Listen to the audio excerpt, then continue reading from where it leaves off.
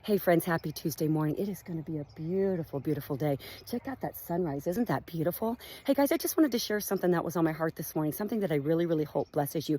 In my Bible study this morning, I was in Deuteronomy 5, verses 32 and 33 is what I want to talk about this morning. I highly suggest that you read it. But leading up to these verses, Moses had gone through and told the Israelites they had remembered everything along their journey to the promised land. He reminded them of the lessons they'd learned, the places they'd stopped, the discipline that the Lord had given them because they had strayed. But then Moses gives the 10 commandments. And then he says, be careful to do all that the Lord your God has commanded you to do. Walk in obedience to all the Lord your God has commanded you to do. He was reminding them that we are either all in or we're all out. We have to adhere strictly to the commands that the Lord has given us. And I thought about this in light of Sunday. So I had the blessing of pacing the 5:30 marathon group. And the ones that I'm with, usually they're always first-time marathoners. And I ask them that. And so I will kind of tell them what to expect and give them little tips, right, on how to run the race, right? And so I would say, hey, guys, we're getting ready to turn left. Get into the innermost corner.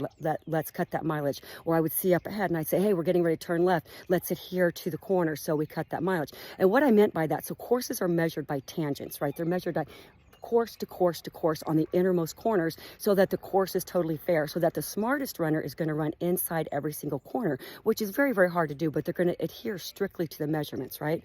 But most of us, the majority, we run outside the tangents, which means that we may take a curve too big, we'll take another one too big, we might go to a water station, go back this side and this side. And that may seem very, very small, but over the course of a marathon, you're going to end up, instead of 26.2 miles, you're going to end up with 26.6, 26.7. And I warned them of that in the end, and I said, now watch your watch and kind of determine how far you've strayed, so you know just how much at the end, so you know when to give it that final push, right? And they really, really appreciated this advice, because they one of the other runners said that she had that experience with the half marathon that she'd run, and she couldn't understand why she came out at 13.5 instead of 13.1. But the point is this, guys: we must strive to run in those inmost corners. We must strive to follow, walk in total obedience to the commands the Lord has laid out for us. Because I tell you what, I really got to thinking about this morning. Larry and I were talking about that. He says, don't look to the left or the right, because we're tempted by the things of this world to stay there. Just like if you're running the race and you look to the left and here's this restaurant